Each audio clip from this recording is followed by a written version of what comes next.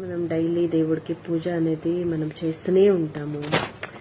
పొద్దున లేస్తే దేవుడికి పూజ అది ఇది రెడీ చేయడము, నైవేద్య పెట్టడము, మనము ఉపవాసంగా ఉండడం, ఇవన్నీ చేస్తాము. ఇవన్నీ చేసిన వెనకాల ఒక రీజన్ ఏమంటే, ప్రతి ఒక్కరికి రీజన్ ఏమంటే అన్ని బాగా జరగాలి, అంత మంచిగా జరగాలి, మమ్మల్ని కాపాడాలి, మాకు సెక్యూర్గా ఉండాలి. సెక్యూర్ ఇన్ ద సెన్స్ ఏదో అడ్డంగా వచ్చి మమ్మల్ని అంతా సెక్యూర్ చేయ, అది కాదు.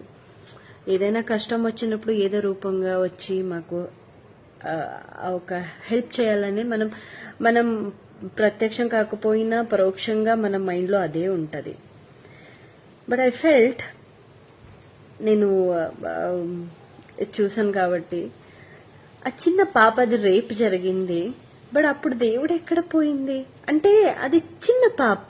ఓకే, పెద్దవాళ్ళైతే ఏదో ఒకటి చేస్తాము, బట్ అది చిన్నది. అంతమంది బాయ్స్ తన మీద రేప్ అటెంప్ట్ చేసి అంత దారుణంగా చేసినప్పుడు దేవుడేంటి కళ్ళు మూసుకొని కూర్చున్నారా? అట్లీస్ట్ ఆ పాపకి ఆ టైంలో ఎంత పెయిన్ అయి ఉంటది, అట్లీస్ట్ ఏదో ఒక రూపంగా వచ్చి కాపాడొచ్చు కదా.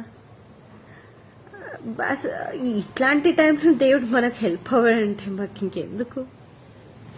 ఉన్న వాళ్ళకేమో, ఆస్తి ఉన్న వాళ్ళకేమో ఇస్తూనే ఉంటారు, లేని వాళ్ళకి అసలు లేదే లేదు.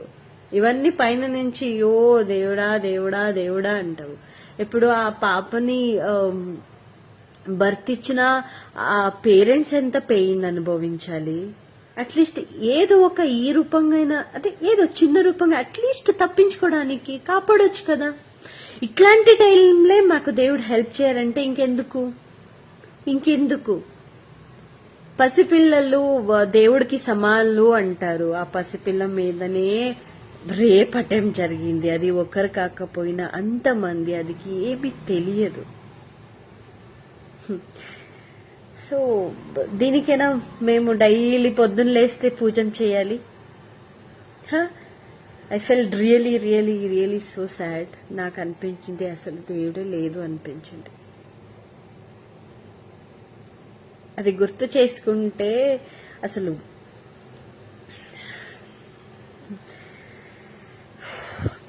దేవుడి ఫోటోలన్నీ బయట పెట్టేసి కూర్చుందామా అనిపిస్తుంది. అంటే దేవుడు మనకి కనిపించరు,